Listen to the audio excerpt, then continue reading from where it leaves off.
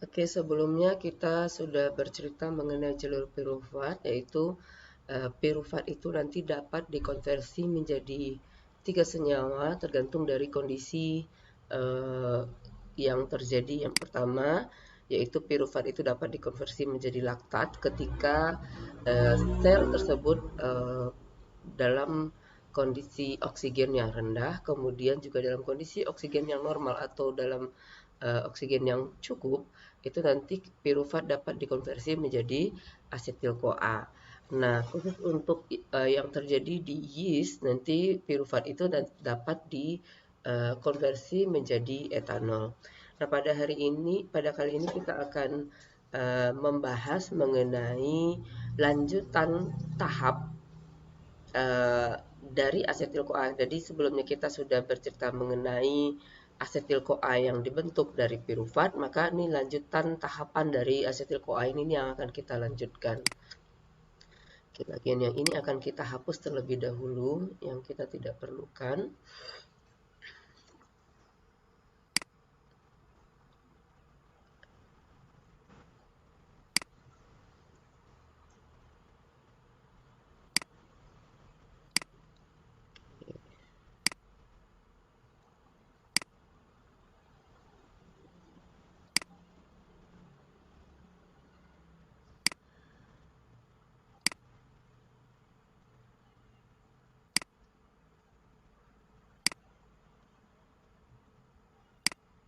Oke, kita sudah hapus ya. Jadi, nah sebelumnya tadi kita sudah bahas ini ada namanya pirufat. Nah, kita tahu bahwa di proses sebelumnya di glikolisis proses pembentukan pirufat atau proses glikolisis ini terjadi di sitoplasma. Nah, nanti dari sitoplasma kemudian nanti pirufat ini akan dibawa ke dalam mitokondria. Jadi ini jadi sebetulnya tahapannya adalah ini pirufat di dalam mitokondria. Kemudian pirufat itu akan masuk. Kita akan buat gambar mitokondrianya.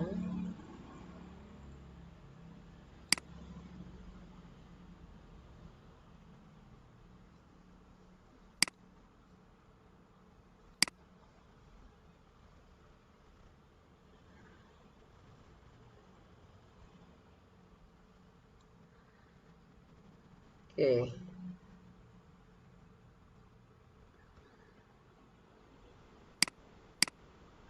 Oke. Jadi ini adalah sitoplasma. Di bagian sini ini adalah sitoplasma sel atau cairan sel.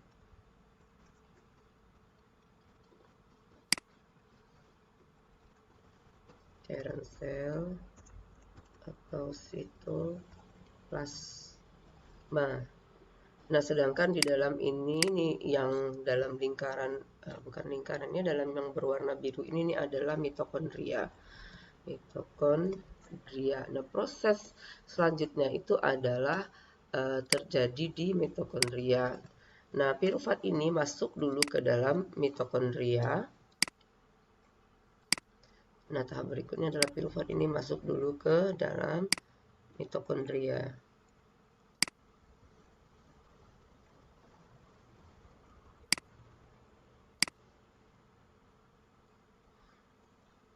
Oke. Oke. Nah, pirufat masuk ke dalam mitokondria, kemudian masuk ke dalam tahap selanjutnya. Pirufat tersebut nanti akan seperti yang sudah dijelaskan sebelumnya akan dikonversi menjadi asetil-CoA. Nah, pada proses ini kita membutuhkan enzim pirufat dehidrogenase. Kita butuh enzim pirufat dehidrogenase. Oke, enzim pirufat dehidrogenase. Dan kini pada tahap ini kita akan menghasilkan energi. Ini adalah energi pertama ya yang kita hasilkan. Oke, kemudian nanti Tahap berikutnya adalah kita masuk ke dalam siklus TCA, di mana nanti asetil-CoA ini akan bereaksi nanti dengan oksaloasetat. Ini adalah oksaloasetat. Nah, pada tahap pertama ini,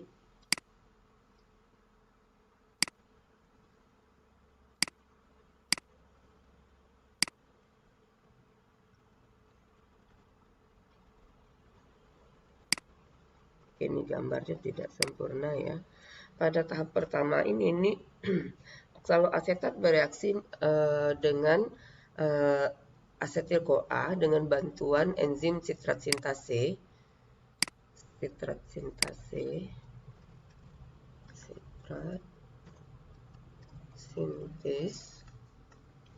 Nah, di sini kita bisa lihat bahwa ini ada 1, 2, 3, 4. Ada 4 atom C karbon. Jadi oksaloasetat itu ada 4 C-nya.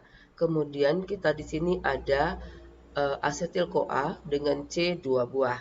Nah, nanti ketika kedua senyawa ini bereaksi, maka nanti akan dikeluarkanlah di sini nanti akan ada HS-CoA lagi nanti. Jadi senyawa A dengan senyawa B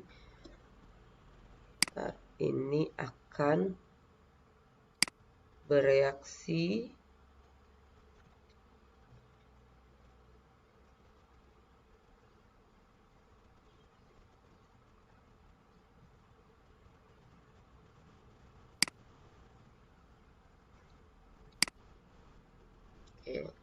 kemudian akan ada nanti tambahan senyawa lain yaitu HSOA.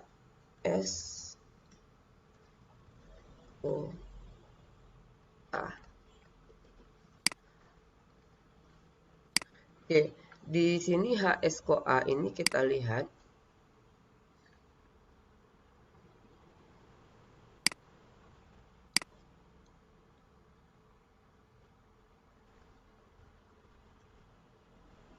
nah, di sini ketika ini masuk, di sini ada CoA.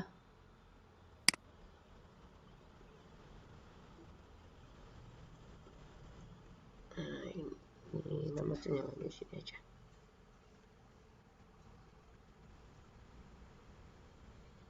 Oke, ini oksaloasetat C4 ditambah dengan C2 nanti akan membentuk sitrat dengan C6. Kemudian CoA yang ada di sini, ini akan dikeluarkan dengan bantuan adanya air. Ada air.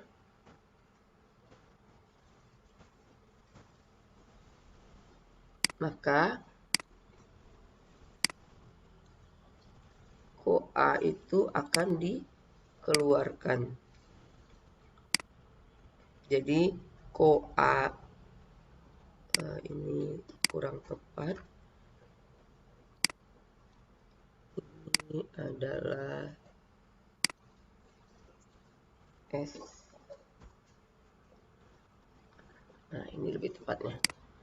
Oke, jadi nanti dengan adanya bantuan air, nanti air ini akan mengeluarkan SCoA ini dalam bentuk HSCoA.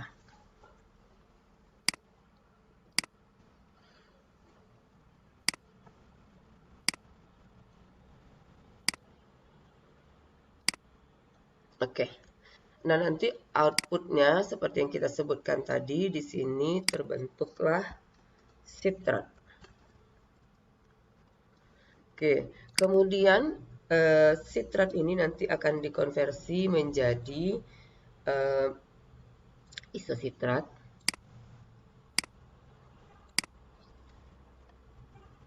Nah, nanti sitrat ini akan dikonversi menjadi isositrat dengan bantuan enzim akonitase.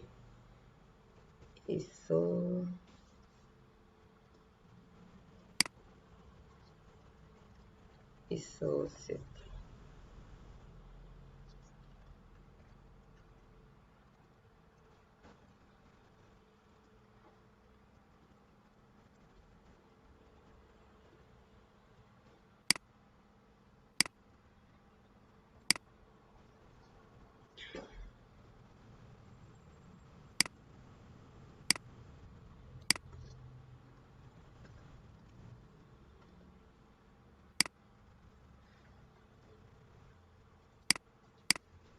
Oke.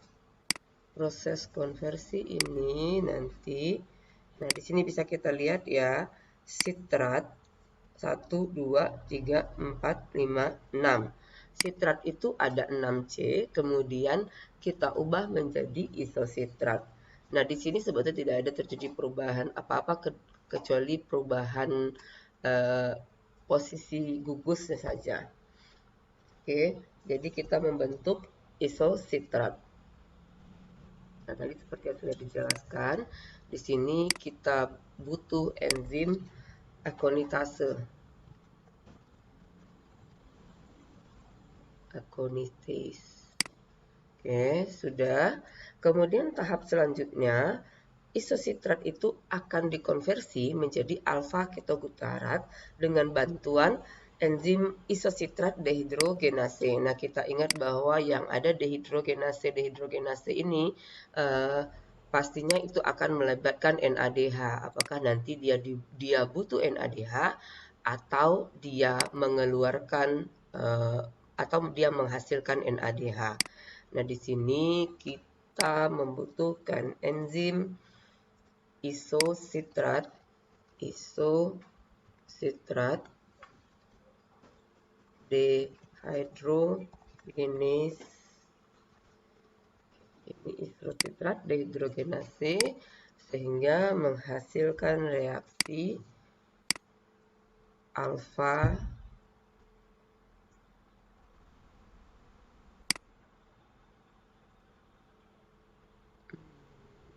gimana cara membuat alfa?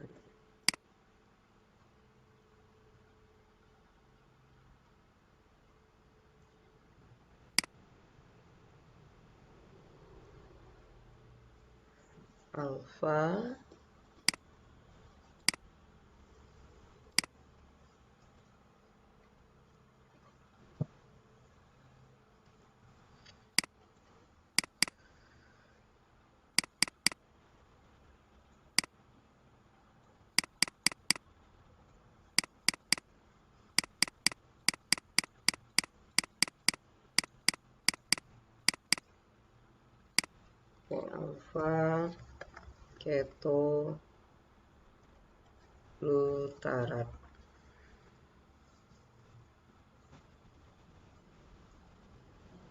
Dari isositrat diubah menjadi alfa ketoglutarat dengan bantuan enzim isositrat dehidrogenase.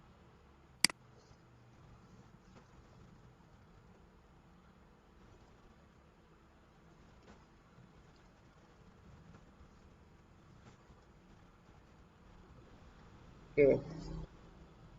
Pada proses ini seperti tadi kita sebutkan bahwa kita nanti akan melibatkan NADH. Di sini kita butuh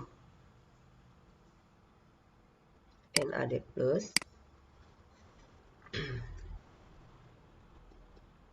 Sehingga nanti kita akan menghasilkan NADH.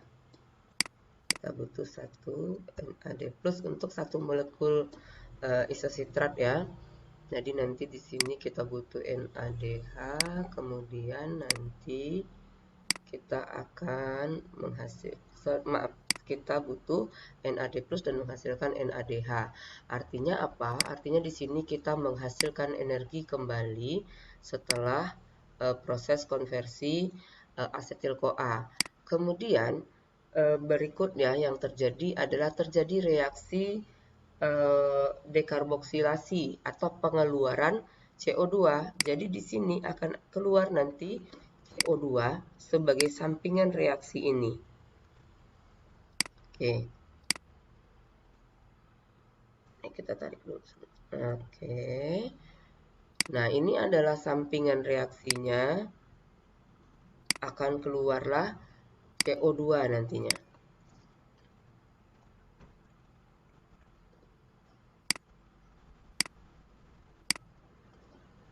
Oke, CO2. 1, 2, 3, 4, 5, 6. Ada 6 atom karbon pada isositrat. Kemudian dengan dikeluarkannya satu molekul CO2, maka nanti akan 1, 2, 3, 4, 5. Ada di 5C. Namanya alfa ketoglutarat. Nah, kemudian pada tahap berikutnya, alfa ketoglutarat ini akan dikonversi lagi menjadi suksinil-CoA dengan bantuan alfa ketoglutarat dehidrogenase. Jadi ada nanti di sini tahapannya yang keempat itu adalah kita menggunakan bantuan alfa ketoglutarat, ketoglutarat dehydrogenase.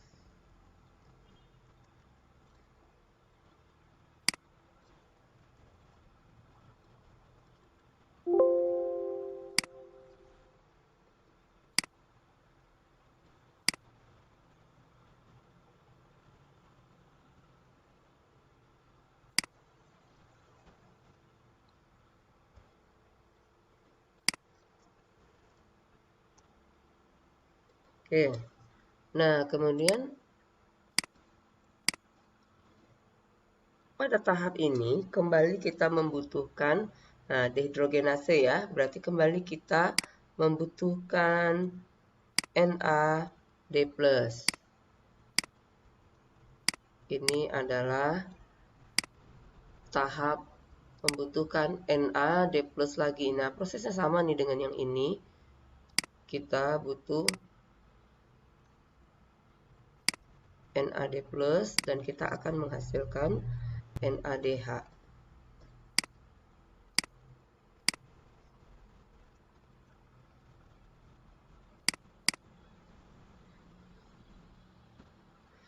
Dan sama seperti tadi, kita juga akan mengeluarkan CO2. Jadi akan ada terjadi proses dekarboksilasi lagi. Jadi ada dua proses dekarboksilasi yang terjadi. Pertama pada saat dari konversi isositrat menjadi alfa ketoglutarat, dan yang kedua proses konversi alfa ketoglutarat menjadi suksinil CoA.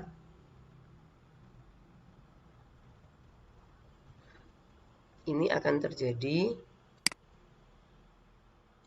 Oke, maaf. Oke, ini nanti di sini akan terbentuk NADH. Nah, ini berarti ada energi lagi di sini. Kemudian tadi kita sudah cerita bahwa yang akan terbentuk di sini adalah senyawa suksinil CoA.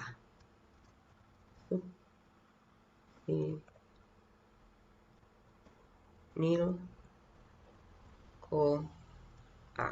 Secara otomatis akan ada CoA, nanti HS-CoA yang masuk. Maka di sini akan masuk nanti senyawa HS-CoA.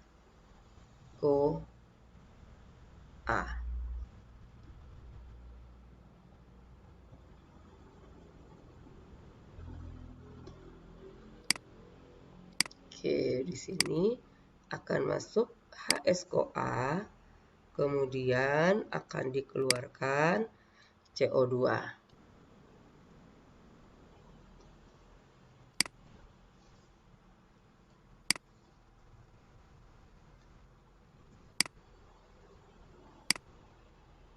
Nanti akan ada S-CoA. Oke. Nah, kemudian setelah itu tahap berikutnya adalah yang kelima itu oh maaf, ini salah tulis.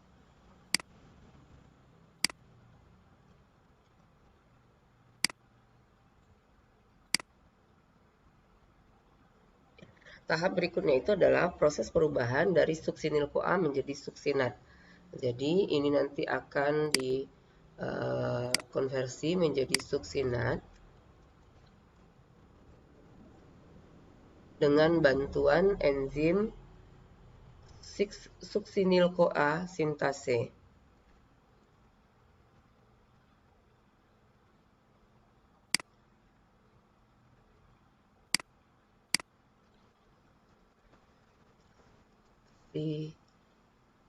Suksinil-CoA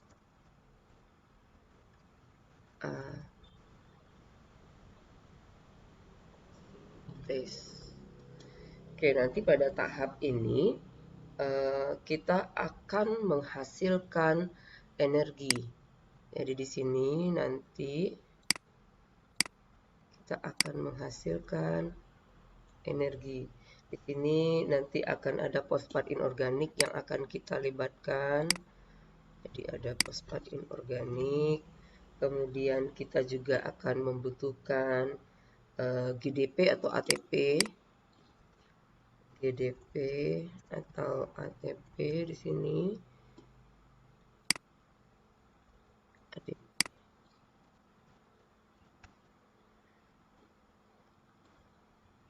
Sehingga nanti akan terbentuklah GTP atau setara dengan ATP. Dan kemudian S-CoA yang ada di sini akan kita keluarkan kembali dalam bentuk HS-CoA. Oke, suksinil-CoA C-nya 4, suksinat juga C-nya 4, berarti tidak terjadi perubahan ya. Yang inti yang berubah itu adalah kita mengeluarkan S-CoA-nya ini. Dengan bantuan ADP dan fosfat inorganik, kita tahu bahwa ADP ditambah fosfat inorganik ini akan membentuk ATP. Jadi dia bertambah fosfatnya ya.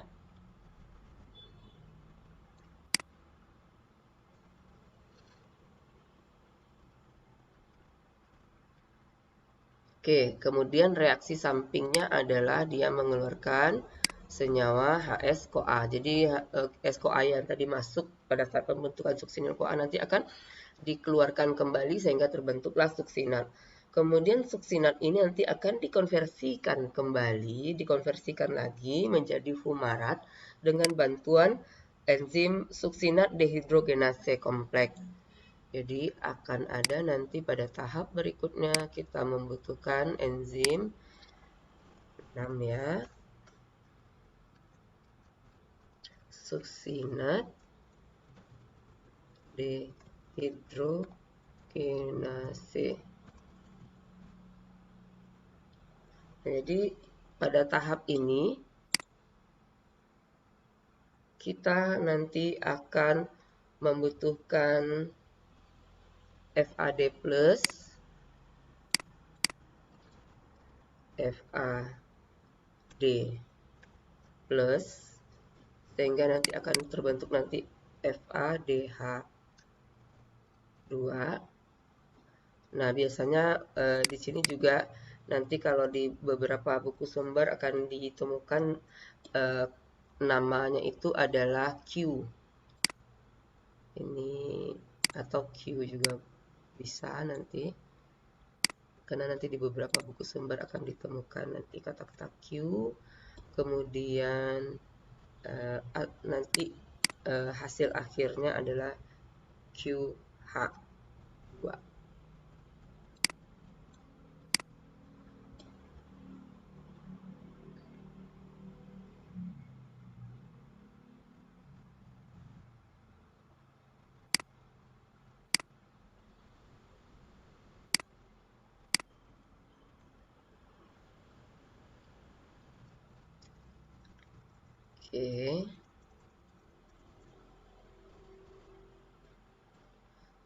Oke, ini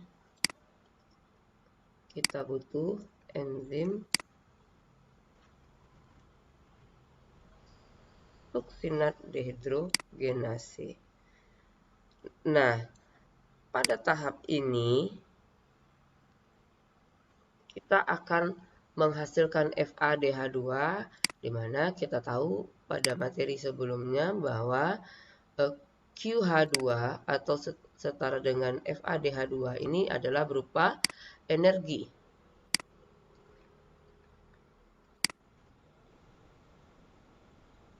Oke, nanti kita menghasilkan energi pada tahap ini ya. Kemudian setelah kita menghasilkan senyawa fumarat ini,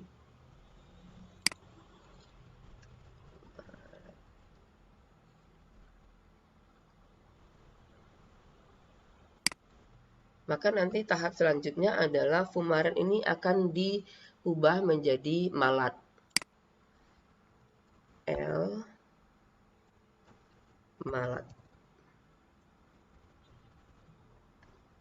Nanti senyawa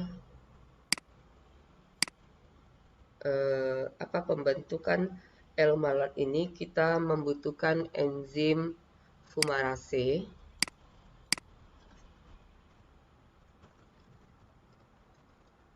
Dan kita juga butuh air di dalam tahap ini.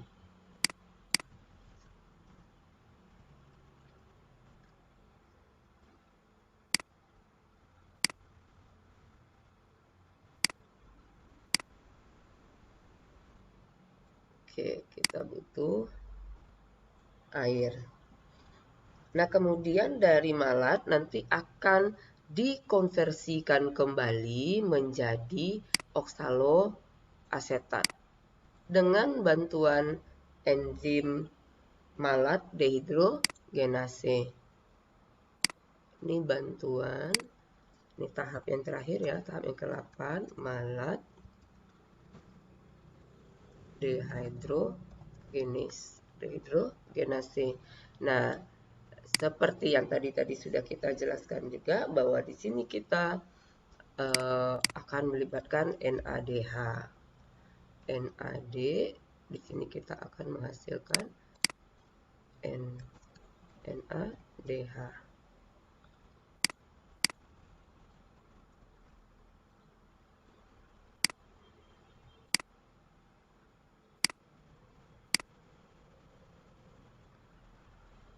Oke, berarti ini kembali kita menghasilkan energi.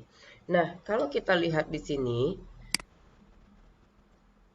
dari oksaloasetat, kita konversikan menjadi sitrat, kita menjadikan konversi lagi menjadi isositrat, alfa ketoglutarat, suksinil-CoA, kemudian suksinat, kemudian fumarat, kemudian malat, kemudian kembali lagi ke oksaloasetat. Di sini terjadi proses pengurangan. Jadi ini dari C4 kemudian bereaksi dengan asetil-CoA menjadi C6. Nanti pada tahap ketiga nanti akan dikeluarkan CO2, jadi proses dekarboksilasi. Kemudian pada tahap berikutnya, pada tahap keempat juga akan dikeluarkan lagi CO2 dalam tahap dekarboksilasi. Jadi nanti sampai ke akhir pembentukan oksaloasetat lagi, C-nya itu 4. Sehingga ini yang kita sebut dengan cycle atau siklus. Sehingga dari C4 tadi menjadi C4 kembali, sehingga nanti C4 ya, yang di oksaloasetat itu nanti akan bisa kita reaksikan ulang dengan asetil-CoA yang lain.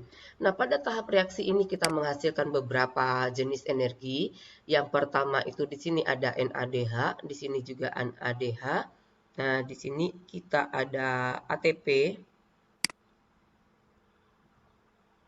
Di sini ada FADH2 dan di sini ada NADH. Berarti bisa kita simpulkan bahwa satu molekul asetil-CoA itu akan menghasilkan satu molekul asetil-CoA ya, satu asetil-CoA akan menghasilkan nanti 3 NADH ditambah 1 ATP ditambah 1 FADH2. Nah, ini dia hasil dari energi yang terjadi pada siklus TCA. Nah, di sini bisa kita lihat bahwa satu asetil-CoA saja menghasilkan ini, berarti kalau kita mengkonversikan satu molekul glukosa, secara otomatis kita akan mendapatkan 2 molekul pirufat, dan nantinya pirufat 2 molekul pirufat akan dikonversi menjadi 2 molekul asetil-CoA.